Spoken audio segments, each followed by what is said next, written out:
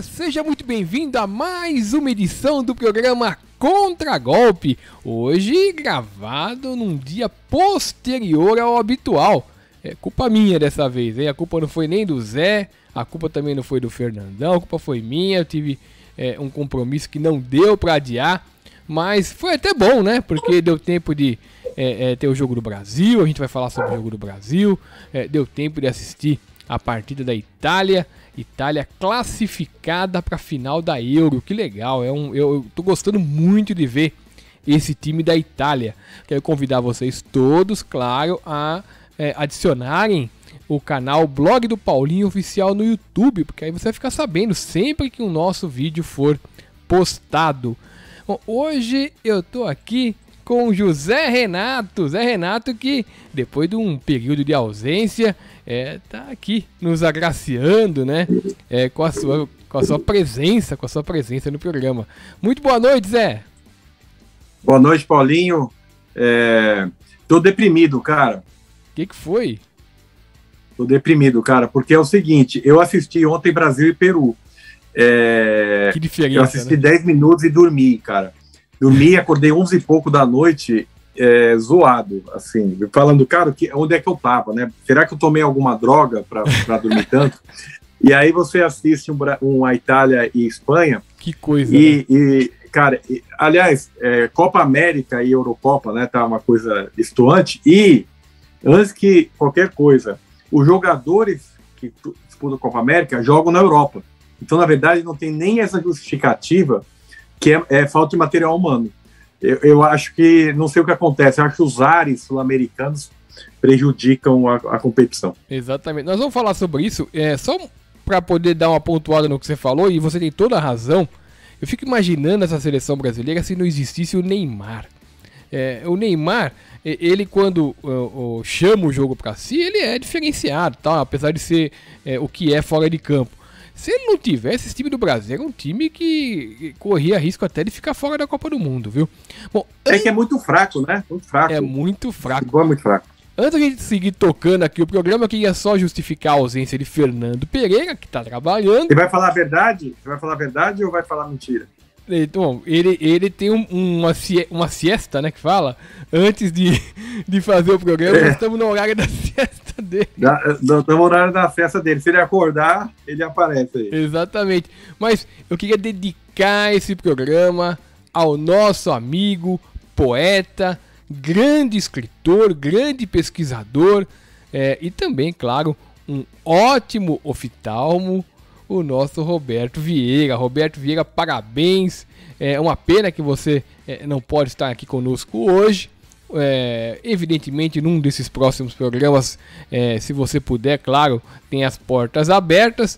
Mas parabéns, Zé. Parabéns, Roberto. Eu confundindo o Roberto com o Zé, hein?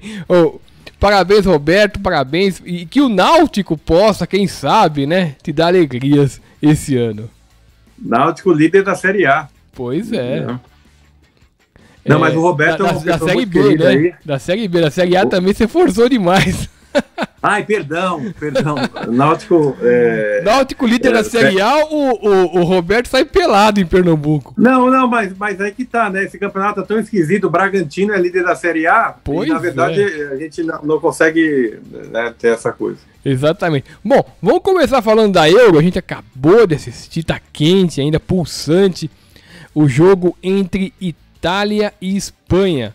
Eu torço muito para que a Itália vença o campeonato, porque eu acho que esse time da Itália é uma evolução de tudo que a Itália já teve de time até hoje, porque é um time que se defende como a Itália sempre se defendeu, mas que tem um meio de campo criativo e que tem um ataque que não para de querer fazer gol. É um time que faz o primeiro, quer fazer o segundo, é um grande time de futebol esse time da Itália e que merece sim, não só vencer a Euro, como merece também boa sorte na Copa do Mundo do Catar. Nesse jogo especificamente, viu, Zé? A Itália sofreu. A Itália sofreu porque ela enfrentou um adversário, que é a Espanha, que é nitidamente um time muito bem treinado. Porque a Espanha, historicamente, é um time de toque de bola, né? pelo menos na história recente da Espanha, é um time de toque de bola. Só que, diferentemente das outras Espanhas, ela tem uma grande dificuldade, que é o jogador de qualidade para colocar na rede o que ela cria de jogada. A Itália entendeu esse tipo de jogo da Espanha. Ela jogou mais esperando do que o normal. Ela jogou esperando e jogando no contragolpe. Correu bastante risco, porque a Espanha criou bastante, mas ela pecou na finalização. E já a Itália, eficientíssima no contragolpe. Esse jogador, que jogador, né? Jogador muito bom. Fez o gol, criou jogadas, deu passe para bons passes, né, para atacantes italianos, mas no final, devido à pressão exercida, né, o Morata acabou empatando para a Espanha. Tivemos a prorrogação muito disputada. A Itália um pouquinho melhor do que no tempo normal na prorrogação. Aí nas penalidades, os dois brasileiros foram o que bateram melhor, hein? O Thiago Alcântara e o Jorginho. Aliás, o Jorginho bateu um pênalti desconcertante que acabou por definir, né, a classificação da Itália. Eu gostei muito do jogo, gostei muito da Itália e torço para a Itália ser campeã, Zé. Ô Paulinho, eu tô vendo aqui a estatística, aqui, sabe que eu não sou exagerado, né? Nem um pouco. Eu tô vendo aqui que ao longo da história da Esquadra Azzurra, ela entrou na área 315 vezes, a área atacante. Só nessa Eurocopa foram 300. Nossa. Não, porque na verdade a Itália não ataca. A Itália é um time altamente defensivo, certo? A Itália, ela tem até um texto sobre, não sei se você viu, quando o Maldini o Maldini se aposentou, apareceu um outdoor de goleiros que jogaram com o Maldini, falando que era o trabalho mais fácil do mundo. Era ser goleiro de uma defesa com o Maldini. A bola não chegava, né? A bola não chegava. Bom, a gente vê né? Pela Itália e Brasil de 82 que o Brasil tinha um ataque extraordinário e chegou menos do que o normal. Porque o time da Itália era um time muito difícil, né? Marcador extremo. Ainda que naquele jogo a Itália foi ríspida, né? Lembra do pênalti que o Zico sofreu o Gentili, o pênalti escandaloso, né? Um absurdo. Mas a Itália sempre foi muito bem pautada. É surpreendente como a Itália consegue jogar, tá jogando bonito. Hoje foi um jogo excepcional, porque a Espanha daquele estilo, é um time novo, é um time novo que parece que vai dar certo se o Luiz Henrique se manter. O Morata é impressionante que a bola procura ele, né, cara? É verdade. Sim, eu não consigo gostar muito dele como jogador, cara, mas a bola encontra eu acho ele. Que falta para Espanha, se o time da Espanha tivesse um definidor muito bom, esse time da Espanha é um time para ser campeão de fato. Já agora, era para ser campeão agora. A Espanha precisa ter nesse time um cara que coloque a bola na rede com mais facilidade. E os jogadores da Espanha de ataque perdem muito gol. Então esse é um grande problema. Aliás, é um problema de muito time bom que tem por aí. O time do Flamengo, por exemplo, que cria 700 jogadas, os caras perdem 800 gols e culpam depois o Rogério Ceni pela perda de gols. Mas isso, né? E o treinador acaba tendo problema. Eu vou nem falar disso, essa perseguição que o Renato Maurício Prado faz com o Rogério é uma das coisas mais tacanhas, desde que começou, assim, absurdas. Né? Sabe que a questão do Renato Maurício Prado, você tem toda a razão, eu tenho acompanhado isso também. Nitidamente o cara que não quer dar o braço a torcer que errou. Então ele fica espezinhando o cara para não dar o braço a torcer. Porque na boa, cara, cara, chega a ser nojento. Sim. Chega a ser aquele. Quer saber de uma coisa? Eu vou começar a achar que nenhuma opinião sua vale, porque é impressionante a pegação no pé. Mas voltando para a Itália, cara, assim, eu acho que a Itália é a grande favorita para a final, porque a Inglaterra não tem camisa. Cara, não tem camisa. A Inglaterra não tem camisa. É impressionante como ela sempre chega com favoritismo, mas sabe que esse favoritismo da seleção da Inglaterra é muito por conta do campeonato inglês, em que os melhores jogadores não são os ingleses. Exato, e aí é outra pegada. E a Itália não tem esse problema. 3 jogadores da Itália são brasileiros, né? Exatamente. Inclusive, um deles é absurdamente surpreendente que o Tolói tá jogando, né? Porque o Tolói eu conheço esse cara. É fraquíssimo, certo? Né? É fraquíssimo, né? Apesar do que eu acho até o Casemiro fraco, tá? Eu também acho. Aliás, ele era fraco na época do São Paulo. Não, mas cara, aí é engraçado isso, né, Paulinho? A gente vê o cara, mas o cara jogou no seu time e foi... Cara, mas ele continua sendo ruim, cara. É ruim assim, não é ruim. É que ele joga em times bons e acaba se destacando por quê? Porque sabe marcar, sabe dar um passinho, cara, mas não é nada Daniel Alves é a maior prova, tá mostrando a maior prova disso, Daniel Alves, o maior vencedor de história de competições, cara. Quer dizer, é um jogador que nunca foi protagonista nos times que atua. Isso faz muita diferença. Eu acho ele um bom jogador, mas de fato você tem razão, ele sempre foi coadjuvante. Mas não dá para ser, tem que ser. E outra coisa, lateral é lateral, né? Jogador protagonista, lógico, não estou falando. O Roberto Carlos passou 6, 7 anos, nunca. Mas jogador de função específica não pode ser protagonista, né? Tem que jogar no meio, né? Existe uma diferença de você querer colocar o Daniel Alves para jogar no meio criando, do que você colocar o Júnior, lateral esquerdo do Flamengo, criando. É outra capacidade, né?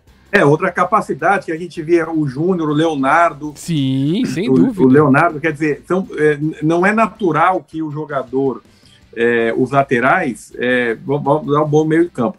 Mas voltando, eu não lembro porque que eu mudei. A Itália, a Inglaterra. A Inglaterra deve passar pela Dinamarca. A Dinamarca, eu acho que passou pelos trancos e barrancos, assim, certo? Encaixou um bom jogo. Teve o problema do melhor jogador dele naquele jogo. Teve um bom jogo, a terceira partida dele, eu não lembro que ganhou 4-1 na Rússia, não foi? Uhum. Conseguiu a classificação. Aí ele... O melhor jogo da Dinamarca, para mim, foi o primeiro tempo do jogo contra a República Tcheca. O primeiro tempo. Depois levou um sufoco, quase sofre empate. Não é time para chegar. Acho que a final vai ser Itália e Inglaterra. E a Itália é muito favorita. Eu também acho que a Itália é muito favorita. Eu também acredito que a final seja essa que você está falando. Vai ser muito surpreendente. A gente está gravando o programa um dia antes. Se a Dinamarca passar pela Inglaterra, vai ser muito surpreendente. Até porque o jogador que teve aquele problema cardíaco no campo era de fato o grande craque da Dinamarca, que não tem tanto craque assim, né, Zé? Não tem. Aliás, eu gosto de ver a Dinamarca porque eu vejo o goleiro, o filho do Schmeichel. Cara, é impressionante como o time da Dinamarca. A gente só lembra do goleiro porque o melhor goleiro da história, um dos melhores da história do Mundial era o Peter Schmeichel, que era goleiro da Dinamarca. E quem acompanha, quem teve a alegria de ver o Laudrup, os irmãos Laudrup, tanto em 86 como em 98, demais, né? Quase, que jogou demais, né? 86 jogou demais, e em 98 jogou muito bem, pegou um Brasil que estava que também aquele time do Brasil era excepcional, não dava para... Né? Mas eu acho que eu tenho uma simpatia pela Dinamarca, mas eu acho que a Inglaterra passa. Eu também acho que a Inglaterra passa. E nessa Euro, Zé, eu acho que a grande decepção foi a França, porque a França, até o início da Euro, era considerada, e eu considerava também, o melhor time do mundo. E eu caí do cavalo, eu acho que muita gente caiu também. O Mbappé não jogou o que se esperava dele. Eu não sei, parece que ele tem uma dificuldade de chamar o jogo. Ele tem que ser um jogador lançado, ele tem uma dificuldade de criar a jogada, né? Então é uma certa limitação, porque o O Mbappé, quando você joga o Mbappé no mano a mano com o zagueiro em condições, ele é um jogador que realmente ele passa pela zaga, porque ele tem essa qualidade, bate muito bem no gol. Mas quando a defesa se fecha, que ele não tá para ser lançado e tem que fazer o time tem que ser mais criativo jogando contra um time muito fechado, ele apresentou, pelo menos nessa Euro, algumas limitações, viu, Zé? O Paulinho, é o seguinte, eu acho engraçado que o Mbappé, que fez uma boa Copa, aliás, a final principalmente, ele foi muito bem, ele já teve o tempo dele de virar um protagonista daquele cara insuperável, né? E ele não consegue, né? Porque ainda que tenha o Neymar, a gente tem uma série de restrições, algumas vezes por implicância mesmo, eu confesso, o Mbappé não consegue. Um pouco por conta do fora de campo, às vezes, né? Não, eu tenho convicção disso. Eu me conheço. Eu pego o pé pelo fora de campo. Mas o Neymar, você pode falar o que for, ele assume o protagonismo. Ele pode fracassar no protagonismo dele, mas ele assume. O Mbappé, ele não consegue. Você vê lampejos dele em alguns jogos, tudo, mas na hora do decidir, dá a impressão que o que aconteceu na Copa do Mundo foi algo excepcional. Foi algo que não sei se é natural para ele. Agora, nessa Euro, o que chega a ser quase emocionante é o desempenho do Cristiano Ronaldo, né? A gente vê que ele está no final de carreira, ele não tem mais a mesma explosão, mas ele luta todos os minutos do jogo, ele se mata dentro de campo. Pena que ele nunca teve do lado dele um time à altura dele, mas ainda assim ele conseguiu ser campeão de Euro, quer dizer, não é fácil, mas é um jogador que ele teve uma despedida digna, né, dessa Euro, jogou muita bola, quebrou alguns recordes, porque ele é um grande quebrador de recordes. Eu acho que essa Euro foi uma belíssima despedida do Cristiano Ronaldo, que deve se despedir da Copa do Mundo, se Portugal chegar lá, tomara que chegue, né, porque seria muito importante para o futebol ter o Cristiano Ronaldo na Copa do Mundo. Eu acho que vai ter uma despedida pelo menos honrada, né, no Catar. Cara, eu assisti Portugal e Alemanha. Tá? Eu vi que Portugal fez o primeiro gol, né? E depois a Alemanha massacrou. Aí eu pensei, cara, vai ser 4-1. Aí, cara, eu acho que vai ser um 7, porque a Alemanha fez 4-1 quando pega no breu, né? Cara, mas aí de uma hora para outra, cara, o Cristiano Ronaldo dá uma assistência, aí daqui a pouco o Portugal mete bola na trave, e se demorasse um pouco mais, o jogo era 4-3 ou 4-4, certo? E certamente, e mais, o Cristiano Ronaldo foi campeão com Portugal, ele não estando em campo, né? Porque ele se contundiu e liderou a equipe de fora. É um belíssimo jogador. A seleção, isso me lembra muito um jogador, não sei se você deve lembrar, Litmanen. Lembra do Litmanen? Sim, lembro. Jogou no Ajax. O Litmanen, o EA também, os jogadores, o Litmanen jogou muito no Ajax, Ajax que jogava demais, só que o Litmanen jogava era da seleção finlandesa. E o EA de Gana. Quer dizer, não dava para ele disputar uma Copa do Mundo. É uma pena, o Cristiano Ronaldo ainda teve a sorte que tem alguns jogadores que o Deco jogou sendo português, implicando ou não, o brasileiro lá, o zagueiro, eu esqueço o nome dele sempre. Meu Deus. Pepe. O Pepe. Pepe Porrada. Né? Que são jogadores que você pode questionar o cara, mas são jogadores que, encaixados numa seleção, ele faz aquele... Eles rendem. Eles rendem, né? Então, mas foi sorte ele estar numa seleção. Tomara que. Eu acho que o Portugal passa, assim. É muito time, cara. É muito time. Bom, vamos falar agora de um jogo diferente do futebol. Vamos falar de Copa América.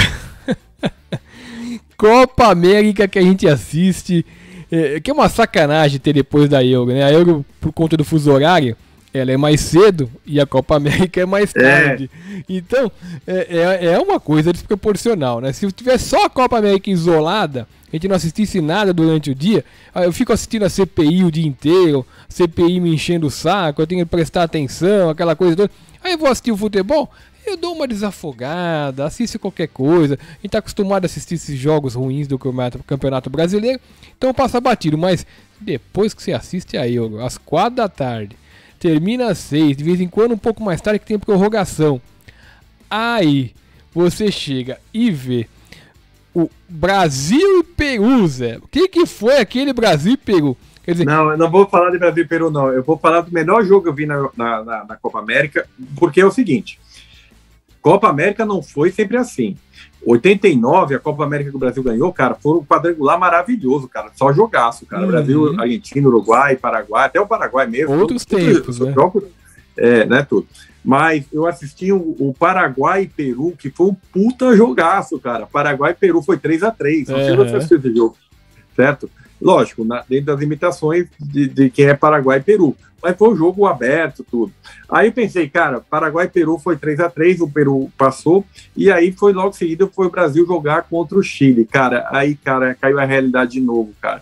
Porque não há justificativa para o jogo ser tão fraco, cara. Porque os jogadores são todos de fora também. Exatamente. São todos de fora. E eu digo, e aí minha preocupação, você está acostumado com o Tite, né? Porque eu fico provocando o corintiano, porque o corintiano, vocês são seres engraçados. Vou te falar por quê. Muitos de vocês, não sei se você tem a mesma opinião, acho que não. Vocês, quando eu falo mal do Cássio, vocês acham que eu estou ofendendo vocês. Cara, eu não estou ofendendo vocês, mas eu tenho opinião igual a sua do Cássio.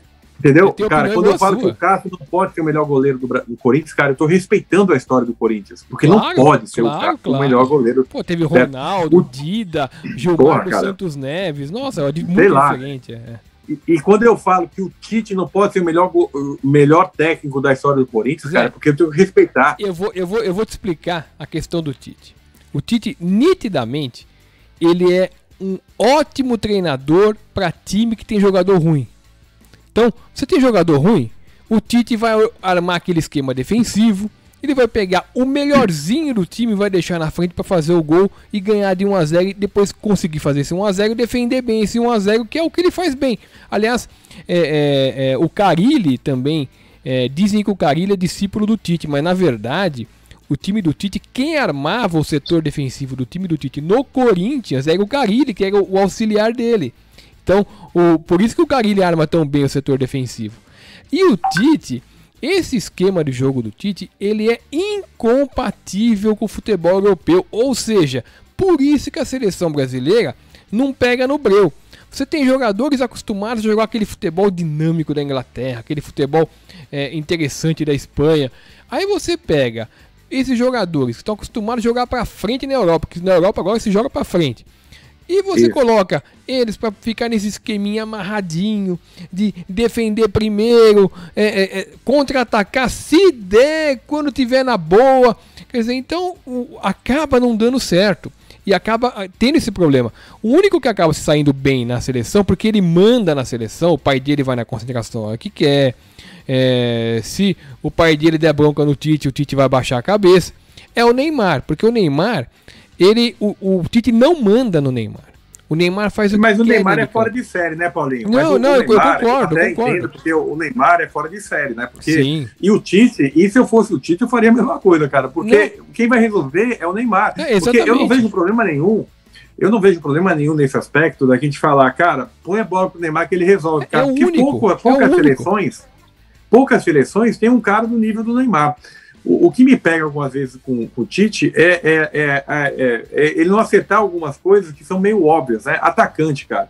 Cara, não dá pra investir em Firmino, essas coisas, cara. Não joga nada na seleção, aliás, cara, nunca jogou, né? Em lugar nenhum, cara, entendeu? Aí ele fica insistindo, parece... por exemplo, 2006, não sei qual foi a Copa que o Elano jogou. O Elano jogou na 2010. Certamente não foi uma seleção boa, porque, cara, o Elano era titular da seleção, cara, não pode. É difícil. O Elano não pode. E aí, por exemplo, uma seleção que tem Renato Augusto como o cara, né, que o Tite né? paga. Cara, não pode. Eu não tô ofendendo o corintiano, cara. Eu tô falando, cara, Renato Augusto, eu sou do tempo. É jogador mediano, jogador mediano. Jogador pra seleção não pode ser mediano, tem que ser craque. Sim, exatamente. Tem que ser craque. E olha, cara, o Chicão foi para a seleção, cara, numa situação que era uma Copa do Mundo da Argentina, para jogar uma partida, mas eu fico pensando que seria Falcão, cara. Falcão na Copa de 78. Lógico, cara, Beto Fuscão foi da seleção Não, brasileira. o que seria cara, a seleção de 82 se o Careca não tivesse machucado e o Reinaldo tivesse em condição de jogo?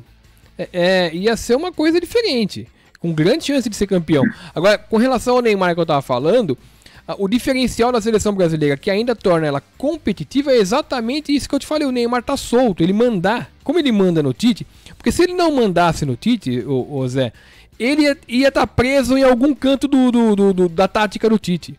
Então ele é o único que não se prende à tática do Tite, porque ele manda no Tite. Agora, os outros não mandam. Então ele acaba se destaca, e a seleção ela acaba sendo razoavelmente competitiva em alguns momentos do jogo, porque o Neymar se libera e consegue jogar futebol. A hora que o mas, Neymar... Paulinho, cara, eu já tô vendo o Galvão Bueno, acabou a seleção, o Brasil vai ser eliminado nas quartas de final, porque é a fase que a gente faz sempre, porque as oitavas a gente pega um time muito fraco. Isso. Nas quartas de final, a gente vai pegar, sei lá, um time mediano da Europa. Olha, sei lá, 70 jogos, 68 vitórias, 2 empates e 1 derrota. Cara, porque o time ganha, mas ganha aos trancos e barrancos, ganha jogando mal. É o que eu falo. E ele pode... É diferente a invencibilidade da Itália da invencibilidade do Brasil. A Itália está a 33 jogos sem perder, até hoje tinha 14 vitórias seguidas, e o Brasil tem 800 jogos sem perder, mas é diferente. Aí, veja quem a Itália enfrenta nesses 30 e poucos jogos e quem o Brasil enfrenta. O Brasil não joga com ninguém, inclusive na Copa América. Não, cara, e você vê, o Brasil levou um sufoco da Colômbia, né? Achou o gol quando o jogo acabou, quando o Brasil virou. E contra o Equador também, cara, a gente leva sufoco. Quer dizer, o Tite até numa Copa América dessa, que ele podia... Cara, 4 times classificavam de 5. Cara, testa um time, faz um time, sei lá, com 4 atacantes, com 3, sei lá, ou um outro esquema, entendeu? Pra gente... Cara, mas não, ele segue naquela toada. Então, na verdade, não é técnico de seleção. A Copa América é um campeonato sem risco, né, Zé? Porque 5 classifica 4 não tem risco de ficar fora. Exatamente o que você falou. É isso, perfeito. E você sabe que a seleção brasileira, nessa Copa América aí, perde a grande oportunidade realmente de preparar o time para coisa melhor, né? Inclusive na eliminatória, né, Zé? Sim. Porque não, nas eliminatórias, cara, nós já estamos classificados já faz tempo, cara. Porque se perder todo o jogo. Tem 7 jogos, 7 vitórias, alguma coisa assim, não é? Isso. Nem sei como tá. Não, já tá classificado. Certamente já tá classificado. Já estamos classificados. Se perder todo, já tá classificado. A gente tem que fazer. O Tite teria que fazer um trabalho focado para ser campeão. Certo? E para ser campeão, é lógico que é complicado fazer excursão. É lógico, a Liga das Nações, a competição da Europa de seleção, muito, né? Complicou muito, sem dúvida. Cara, mas vamos inovar, cara. Vamos mudar o estilo de jogo. Para isso, mudar a forma. Não, o Brasil joga da mesma maneira que jogou há 2, 3 anos atrás e joga feio. E joga feio. Uma coisa que eu achei interessante também, viu, Zé? Foi ler os comentários de algumas pessoas que assistiram Brasil e Peru. E o pessoal elogiando o primeiro tempo da seleção brasileira como se tivesse sido uma coisa magnífica, sem entender que só foi muito, muito, muito bom. Aliás, nem foi muito bom assim, mas foi tratado dessa maneira porque o adversário era o Peru, né? Depois, no segundo tempo, voltou ao normal. Você tem que contextualizar o negócio. Senão fica difícil, né? Aí o camarada que vai ler, né? Aí fica difícil. Zé? Não, ele levou um sufoquinho ainda, hein? Levou no final, sem dúvida. Agora, eu tô muito feliz, de verdade, porque eu torço muito por ele, de ver a Copa América do Messi. O Messi tá desfilando na Copa América no meio de gramados horrorosos, cheio de buraco, maltratados. Ontem, o jogo do Brasil, a seleção brasileira, o jogador saía substituído com a camisa verde, porque os caras pintaram o gramado para poder disfarçar os buracos. É uma vergonha. Mas o Messi tá jogando muita bola. Além de ele estar fazendo os gols da Argentina, ele tá dando passes, aliás, como ele sempre fez, mas ele parece que tá realmente muito empolgado com 30 e poucos anos, quase no final da carreira, porque ele quer ser campeão na Argentina. E essa é uma grande chance de ele ser campeão. E eu acho que o embate final, se for realmente, tudo indica que vai ser Brasil e Argentina. A Argentina vai decidir hoje com a Colômbia, para ver se vai para a final. Eu ficaria também surpreso se não fosse. Eu acho que o Messi tem boa chance diante dessa seleção brasileira, que não é uma seleção de impor medo assim para equipes mais fortes. A Argentina não é uma equipe tão forte assim, é uma equipe que tem o Messi, que é um diferencial grande, mas eu acho que ele tem boa chance, viu?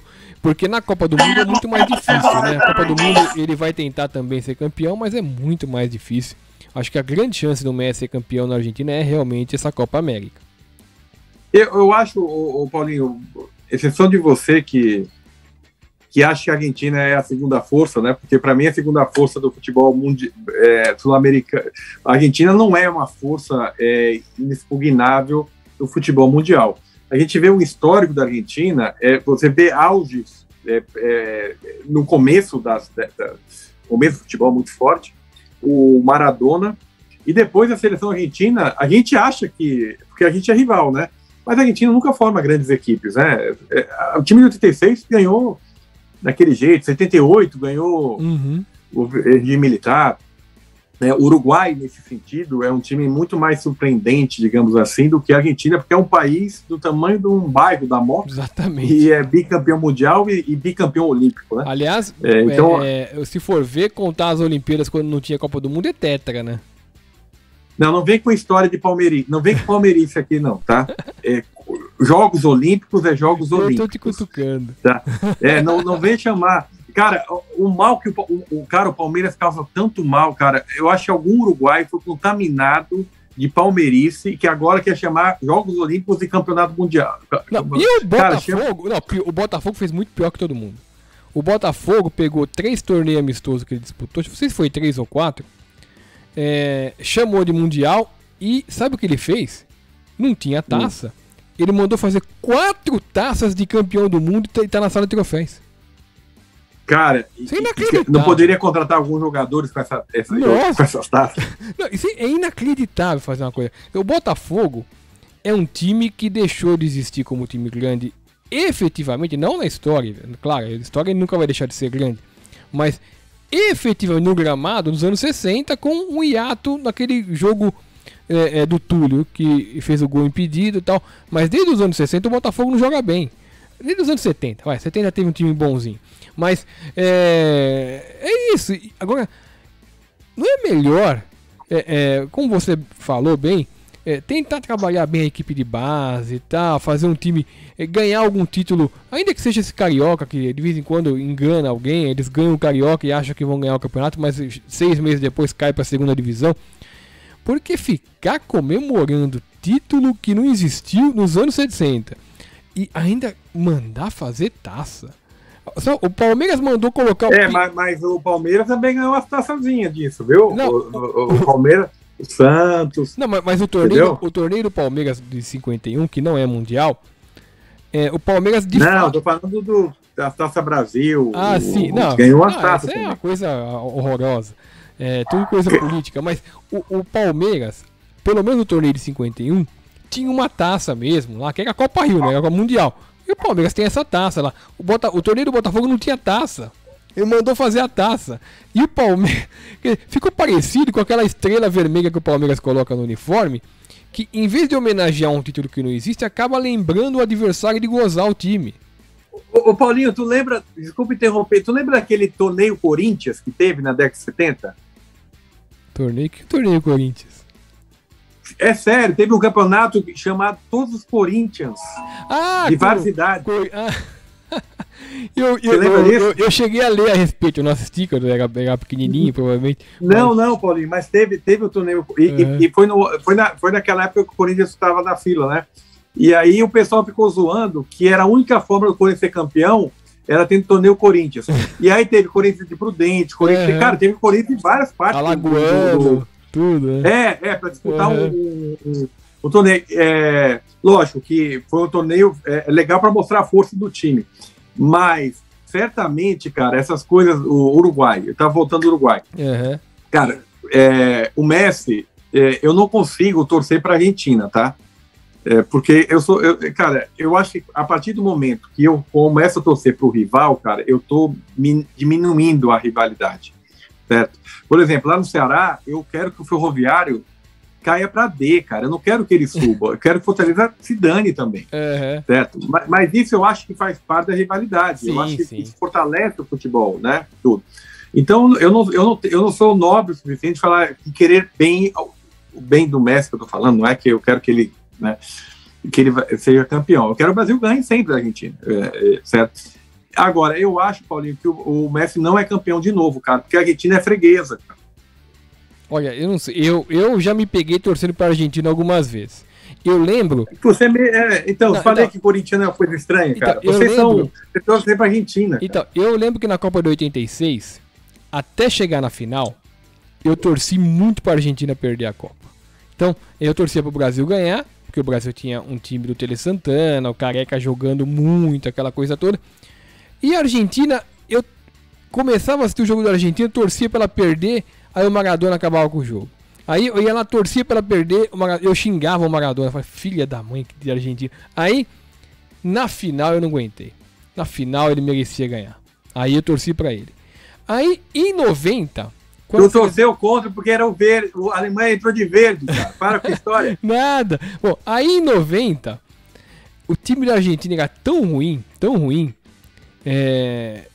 Foi cocheia. Isso. E o Maradona... ele jogou mais do que em 86, em 90. Que ele conseguiu fazer aquele time ruim chegar na final. O time do Brasil era uma tragédia. Jogou bem só contra a Argentina no jogo que foi eliminado.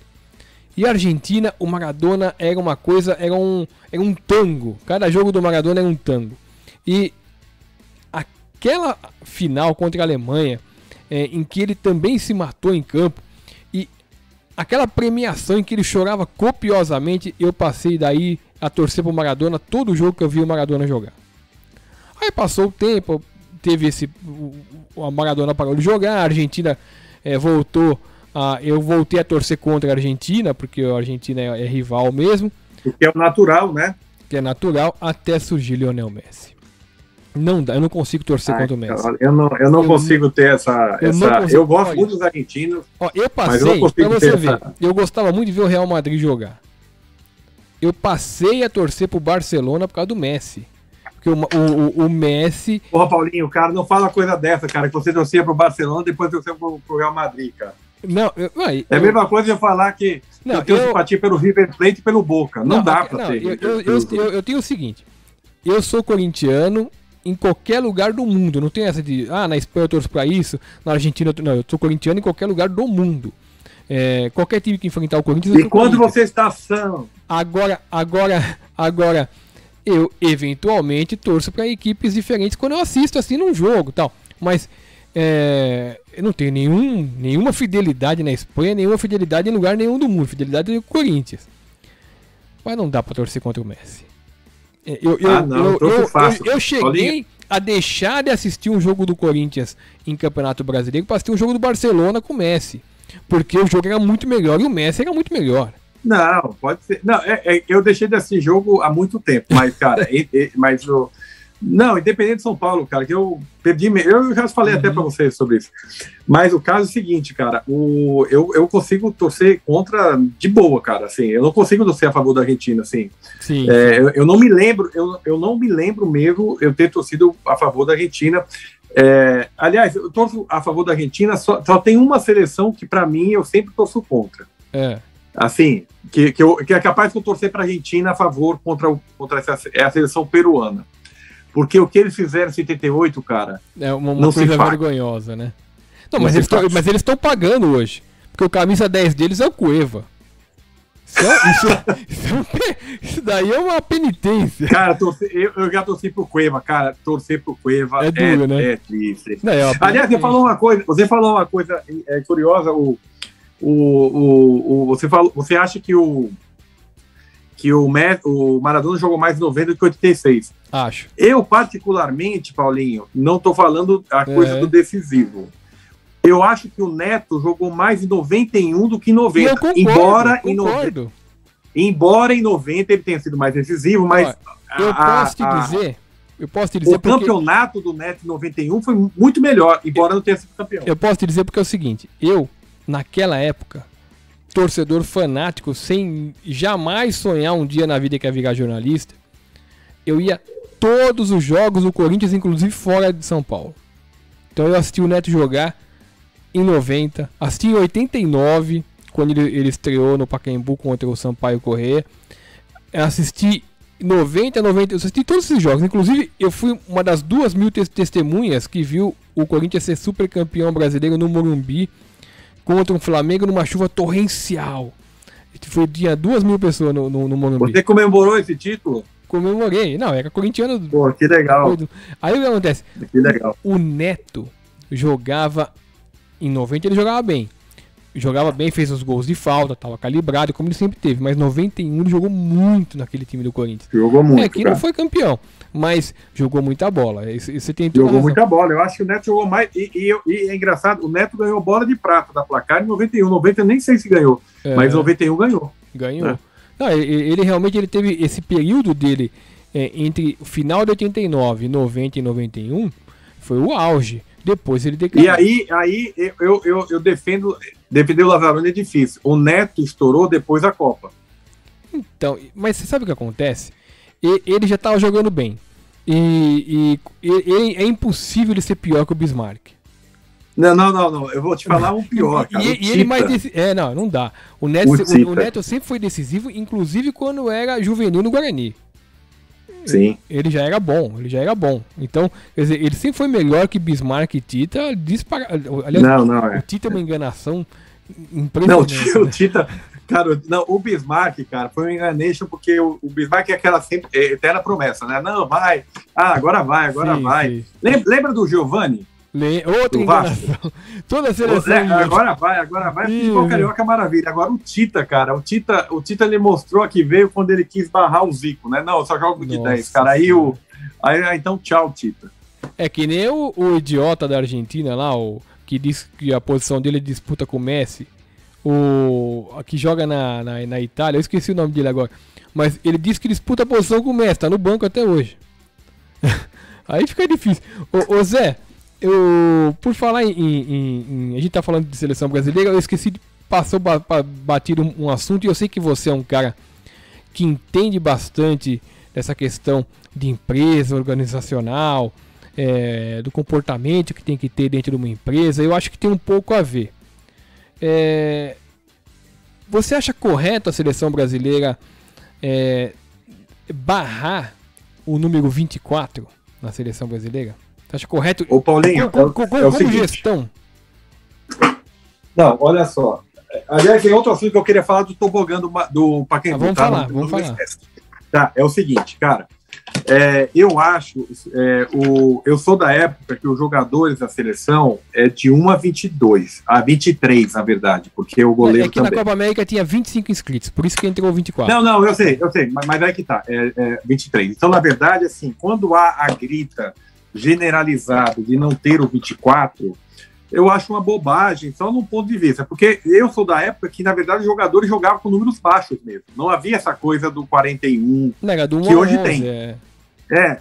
tem. Hoje tem essa coisa, né, tudo, tá? Mas é o caso seguinte, é óbvio que o Brasil é preconceituoso, e é óbvio que mesmo o cara que queira jogar com a 24, ele não vai usar por causa do preconceito.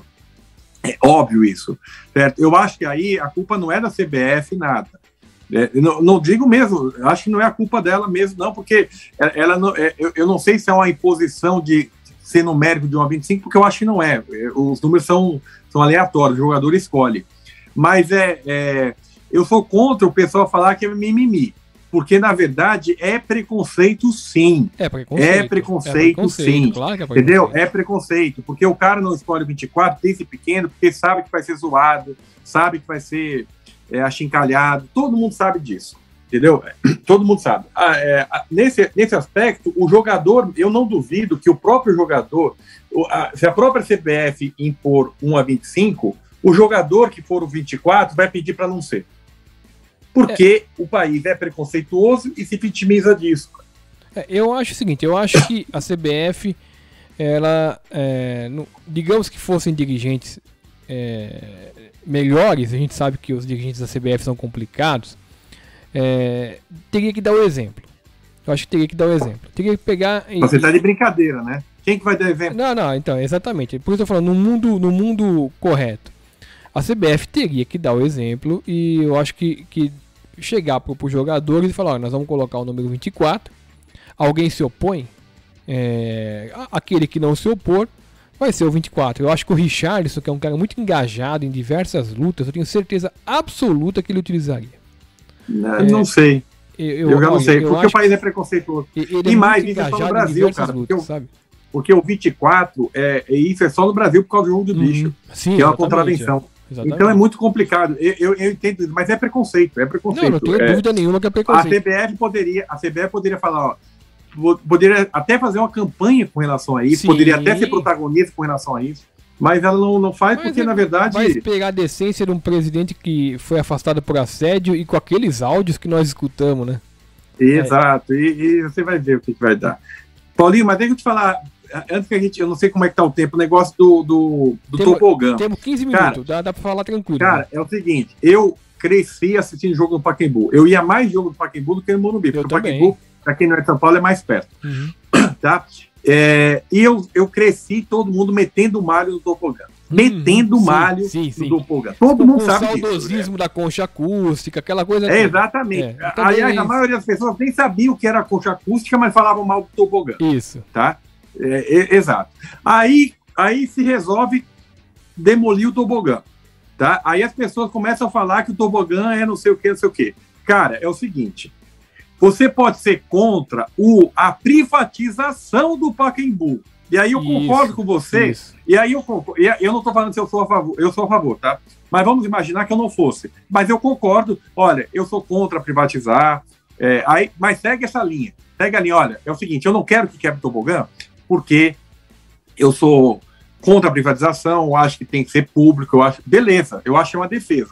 Mas não vem jogar na história que, o tobogã, quantos momentos eu vivi. Cara, porque eu lembro, Paulinho, cara, me corrija, cara, você não via sempre essa história que o tobogã era um monstro, era uma coisa absurda? Concordo com você, e eu como frequentador assíduo do Pacaembu, até pelo time que eu torço, eu só ia pro tobogã em último caso, quando eu tava muito sem dinheiro, que era um lugar mais barato, porque é horrível o tobogã, em todos os sentidos. Esteticamente, ele foi muito mal construído, a concha acústica, se você observar mesmo na construção, era mais bonita. Eu acho que seria um grande pecado, um grande exagero de quem privatizou, se mexesse com o resto. Eu não vou dizer... não modernizar, eu acho que modernizar tem que modernizar, porque nós estamos vivendo em tempos diferentes, que você tem que ter conforto para o torcedor, mas a estrutura do restante do estádio Pacaembu, ela é sim uma coisa histórica, tanto por fora como por dentro. O tobogã não tem história nenhuma, aliás a história do tobogã é muito ruim, a história do tobogã, não é de projeto arquitetônico, arquitetônico. Se você pegar todos os áudios de programa de rádio, os vídeos de programa de TV, as crônicas escritas em jornais, não tem ninguém defendendo o tobogã. Você não vai achar. Não, mas o cara defende o tobogã. Aí se cria a história do tobogã, mas na verdade a crítica não é... Cara, mistura a privatização com o negócio. Fala da privatização. Não, cara, eu acho legítimo você falar, olha, eu sou contra a privatização. Beleza, cara, é a sua opinião, eu respeito, mas não vem falar agora, o tobogã virou monumento histórico. O tobogã era feio, o tobogã era o lugar menos querido do Pacaembu, era um lugar ruim de ver jogo. Então, olha, era um lugar atrás do gol distante. Então, quer dizer, e baixo, atrás do gol distante e baixo. Então, a não ser as escadas um pouquinho mais altas, mas que eram muito mais distantes ainda, porque pela inclinação. Então, nunca foi um lugar bom de ver jogo. Então, eu não consigo entender realmente, a não ser a pessoa realmente que não entendeu a diferença de privatizar e de tirar O tobogã, inclusive, há tempos atrás, já se falava até em demolir antes da privatização. Falava, vou ter que voltar a concha acústica e tal. Então eu acho um grande exagero ou uma grande falta de entendimento do que está acontecendo, sabe? Zé, aproveitando que nós estamos falando de privatização, durante a semana aconteceu um negócio interessante. O governo Dória está se matando para viabilizar a cessão do complexo do ginásio do Ibirapuera, que engloba outras coisas também, mas tem o Ibirapuera, que é a questão do esporte. Não está conseguindo, tem um projeto, aliás, entraram com uma tentativa de fazer o tombamento do ginásio na Condepate, acho que é Condepate que fala, mas ele está tentando alguns subterfúgios, né? Ele fez uma reunião agora essa semana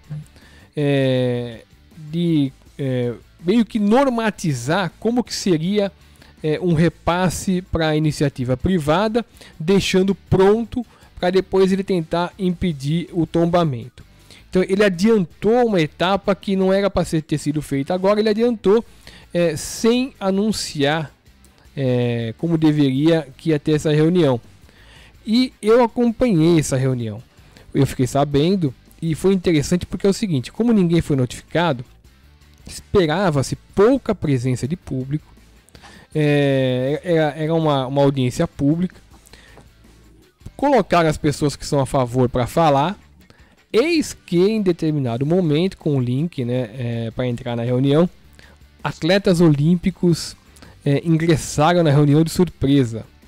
Ricardo Prado, aquele monte de gente. E pediram a palavra, e não tinha como não dar a palavra para eles. Mas foi espetacular, porque foi muito legal. Inclusive eu publiquei o vídeo no meu blog, quando você quiser você vê. O projeto apresentado lá, que eles achavam que não ia ter ninguém para contrapor, é realmente para matar o esporte. Porque eles mostram o seguinte, para poder ampliar o estacionamento do Ibirapuera, eles decidiram eliminar as piscinas. Então, aterra as piscinas e aumenta o estacionamento. Então, tem várias coisas lá que eles simplesmente vão eliminar o esporte do complexo do Ibirapuera e os outros eles vão reduzir os espaços de atuação dos esportes. É realmente um projeto péssimo para o esporte. Se fosse um projeto, como o Ricardo Prado falou e outros falaram, se fosse um projeto para modernizar e manter os esportes, os atletas aceitariam. Mas não é um projeto para eliminar o esporte e criar espaço para o hotel que eles querem construir, para viabilizar toda essa especulação imobiliária para quem eles estão tentando vender o complexo. Então, foi muito legal. Eu queria destacar realmente a participação de surpresa dos atletas olímpicos. Foi bem legal. Pegou os caras de calça curta, eles foram com argumentos sólidos e não tem como contra-argumentar. O atleta diz o seguinte: olha, vocês estão dizendo que não vão mexer com o esporte, o projeto diz que vai mexer, vai inclusive tirar a piscina. Nós não somos contra, desde que o esporte seja mantido como está, seja viável. Eles não conseguiram dar resposta. Então, quem quiser, o vídeo tá no blog do Paulinho, tá no canal do YouTube também, no blog do Paulinho. Eu fiz uma edição, foi uma reunião de 2 horas e pouco. Eu fiz uma edição de uma meia hora, menos de meia hora, acho que uns 20 minutos. Tanto com quem estava falando a favor, como com quem estava falando contra. E é bem legal, viu, Zé?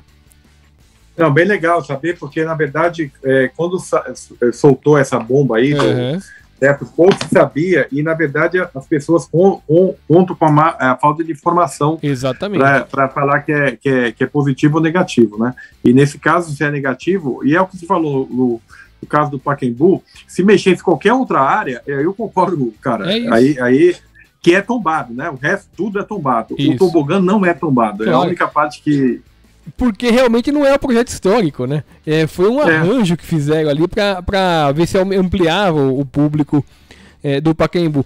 A gente falou de atleta olímpico, aqui destacar negativamente o basquete brasileiro, né, Zé? Que foi melhor perder agora do que passar vexame na Olimpíada. O Brasil que perdeu para a Alemanha no pré-olímpico e que é uma espécie de repescagem, né, para a Olimpíada, e vai ficar de fora um basquete que já foi campeão mundial, que já ganhou títulos importantes. Que decadência que tá o basquete brasileiro, hein? Cara, eu não me lembro que a Alemanha fosse uma seleção, um país forte, tradicional de basquete. Muito, aliás, a fama, a história da Alemanha no esporte é muito inferior à do Brasil. Ela não é um país de basquete. Que o Brasil entrou na quadra extremamente nervoso. E é jogador que joga em centro de basquete importante, quer dizer, entrou extremamente nervoso, errando lances. Quer dizer, se conseguiu ficar nervoso com a Alemanha, que não tem tradição, não ia dar certo na Olimpíada. Né? Era melhor cair fora, né? Exatamente. E o Brasil fez até algumas boas partidas que eu acompanhei contra Sim. Né? Embora também ganhar do México de lavada também não quer dizer muita coisa, né? Mas é uma pena, porque o Brasil, eu lembro, o Brasil teve seleções muito fortes, inclusive não sou da época do Oscar, porque o Oscar era muito né? Era ele, né?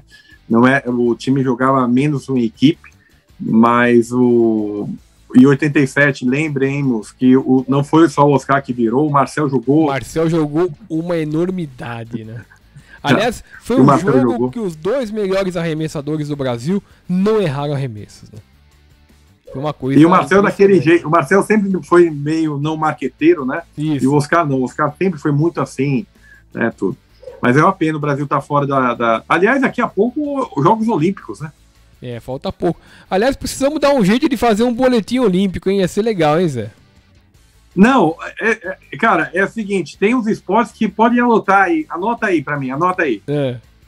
Skate, surf, anota aí mais, cara, isso aí pra mim... Capaz de dar medalha. Isso aí é uma pouca vergonha, cara. Como é que vai ter surf, cara? Não, mas é capaz Como de dar medalha. Como é que vai ter skate, cara? O skate do Brasil tem chance de medalha. Mas é o fim do mundo, mas é o fim do mundo. Cara, eu acho o vôlei de praia o fim do mundo, cara. Porque não tem futsal, cara. Futsal é um esporte muito mais tradicional. Futsal, né? O Brasil é muito mais tradicional. Quantas medalhas de ouro não teria o Brasil? Porra, cara, todos, futsal, né? Agora não. Agora ainda tem uma Espanha da vida aí. Umas coisas assim. Futsal, eles estavam brigando na internet semana passada.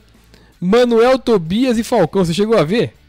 Eu vi, eu conhecendo um pouco a história do Falcão, da pessoa Falcão, eu fico do lado do Manuel Tobias, porque o Falcão, ele tem a fama dele não é lá grande coisa. Eu, como juiz da decisão aí da briga dos dois, eu diria que, infelizmente, Falcão tem razão. Ele jogou mais do que o Manuel Tobias e foi o maior do mundo. Mas... se tivesse que escolher alguém para tomar uma cerveja comigo, ou para fazer um negócio, ou para comprar um carro usado, seria Manuel Tobias, não tenho a menor dúvida disso. Zé? Mas não esqueça de colocar Vander. Lembra do Vander? Lembro. Jogava muito. Zé, tá terminando aqui nosso horário. Queria agradecer a todos vocês que estão aqui conosco, aqui ouvindo esse bate-papo meu e do Zé, a gente falando de Copa América, falamos de Euro, falamos de um monte de coisa. E queria convidar vocês para a semana que vem, estaremos de volta, hein? Estaremos de volta no dia correto. Dessa vez, eu acho que vai dar para a gente fazer na segunda-feira e disponibilizar o programa na terça, tá? Não, fala baixinho, a gente fala mais alto que a gente acorda o Fernandão. Eu vou até despedir baixinho. Zé, até o Fernandão tá dormindo. Até a próxima. Tchau pra todo mundo. Um abraço, tchau.